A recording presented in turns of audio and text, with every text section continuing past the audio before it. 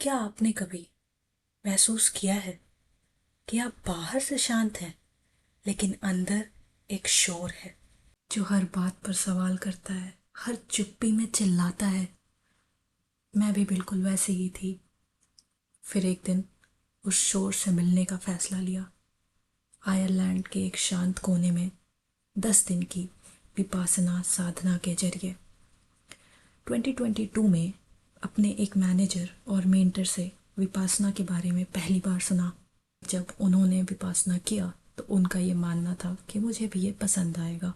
तब से मेरे मन में था कि मुझे करना तो है, बट कभी छुट्टी नहीं मिली, कभी फुर्सत। फिर आया 2024, एक ऐसा साल जिसने बहुत कुछ बदल दिया। कुछ उलझने थी, भावनाओं में घुटन था और अंदर एक गहरा खालीपन। समय ने साथ दिया और मेरा विपासना एप्लीकेशन एक्सेप्ट हो गया।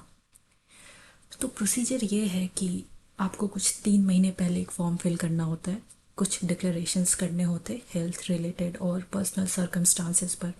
उसके बाद फिर एक्सेप्टेंस आता है। स्लॉट काफ़ी जल्दी भर जाता है, इसलिए you have to hurry. Ireland का एक छोटा सा शांत शहर है एनिस, सेंट फ्लेंस कॉलेज। वहीं पर एक रेंटेड वेन्यू है जहाँ पर ये लोग विपासना कराते हैं।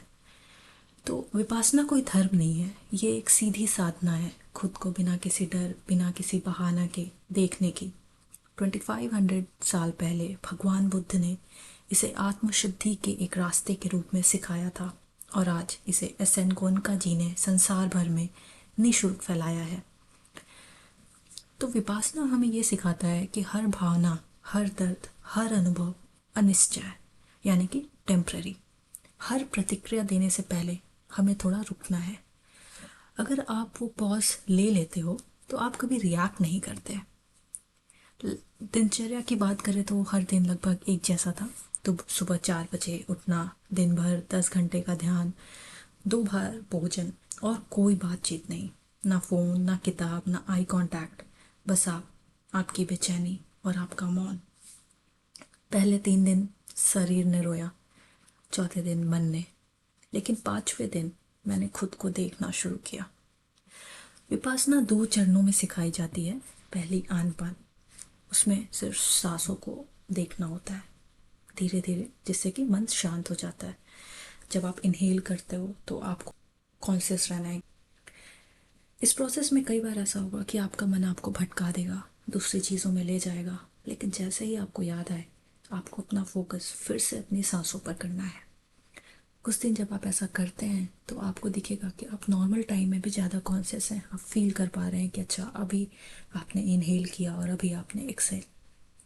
ऐसे ही विपासना जो दूसरी टेक्निक है उसमें आपको जो भी सेंसेशंस हों, जैसे कि दर्द, खुजली, गर्मी, ठंडक, उसे भी आपको सिर्फ ऑब्जर्व किया करना है, कोई रिएक्शन नहीं करना है। तो इसके लिए वो लोग 40 मिनट्स के लिए एक सेशन कराते हैं दिन भर में। उसमें आपको बिना मेडिटेशन पोजीशन चेंज किए अपने बॉडी को ऑब्जर्व करना है।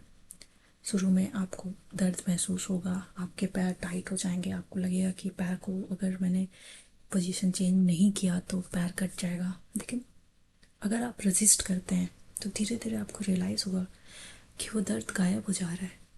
और इससे आपके अनकॉन्शियस माइंड को एक ट्रेनिंग मिलती है कि कैसे कोई भी चीज़ कितनी टेम्पररी है और कुछ भी परमानेंट नहीं है। हर दर्द अस्थाई है, हर खुशी अस्थाई है, हर भावना एक सेंसेशन है।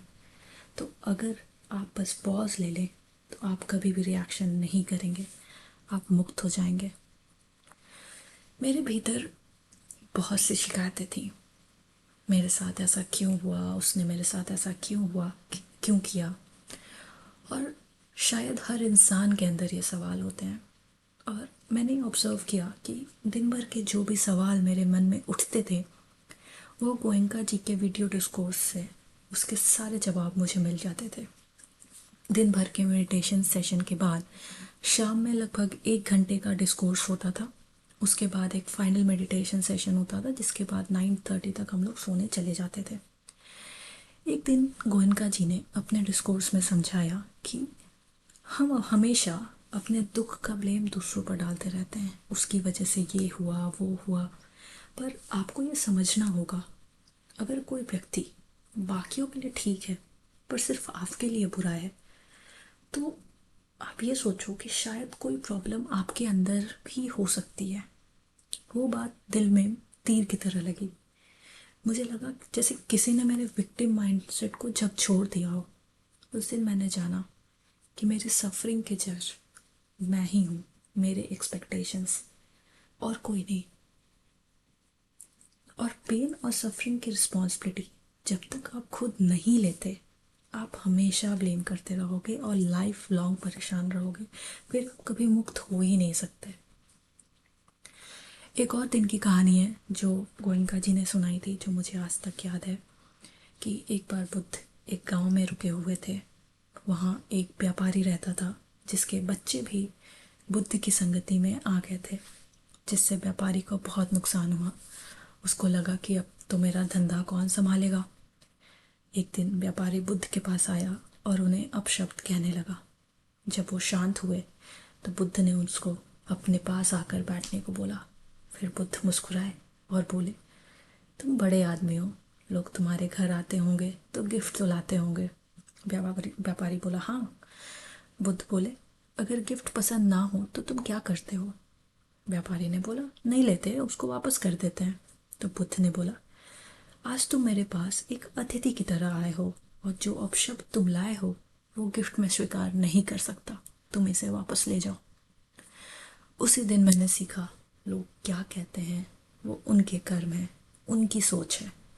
आप उसे अंदर आने देते हैं या नहीं, वो आपकी शक्ति है। आप हर इंसान को जाकर अपने आप को एक्सप्लेन नहीं कर सकते, आप जस्टिफाई कर ही नहीं सकते, ये पॉसिबल ही नहीं है।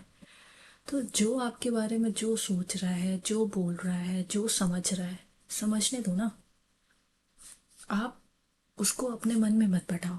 आप वो आपकी प्रॉब्लम ही नहीं है। पहले मैं चुप तो रहती थी, लेकिन हर बात के बाद दिमाग में तूफान चलता था, निरंतर एक शोर। मेरा मन शांत नहीं था। आज जब मैं चुप हूँ तो मैं धीरे धीरे भीतर से भी शांत होती जा रही हूँ। मैं परफेक्ट नहीं हूँ, अभी भी एक स्ट्रगल है, अभी भी दुख होता है, बुरा लगता है, लेकिन अब वो पकड़ नहीं है, फंसाव नहीं है। अब मैं बस पॉज लेती हूँ, देखती हूँ और फिर छोड़ देती हूँ। आज हमारी लाइफ में बहुत से डिस्ट्रैक्शंस हैं। फ़ोन, लैपटॉप, दोस्त। हमारा अटेंशन स्पैन इतना कम हो गया है कि अगर इंसानों से बोर हुए तो इंस्टाग्राम खोल लिया, रील देखने में मज़ा नहीं आ रहा तो मूवी देखने लग गए। लेकिन जब आप 10 दिन मौन में रहते हो बिना किसी बाहरी डिस्ट्रैक्शन के, तो आप धीरे धीरे खुद से मिलने लगते हो। आप समझ जाते हो आपका ट्रिगर पॉइंट क्या है, आप में क्या खामियां हैं। आपको फिर दूसरों से उस वैलिडेशन की ज़रूरत ही नहीं बचती। जाहिर सी बात है, ये जर्नी उतनी इजी नहीं होगी, बट इस जर्नी के एंड में आपको जो एक्सपीरियंस होगा वो आपकी लाइफ का एक टर्निंग पॉइंट हो सकता है। विपासना कोई मैजिक नहीं है, ये एक प्रोसेस है। हर दिन हर भावना को देखने की, समझने की और उससे आज़ाद होने की। अगर आपको लगता है कि आप भी अंदर से थक चुके हैं तो शायद विपासना आपकी यात्रा की शुरुआत हो सकती है। मैं अब भी सीख रही हूँ, लेकिन अब मैं सिर्फ जिंदा नहीं हूँ, जागरूक हूँ, पहले से ज़्यादा कॉन्शियस। और अंत में सिर्फ एक ही बात, सबका मंगल हो, सभी प्राणियों का कल्याण हो।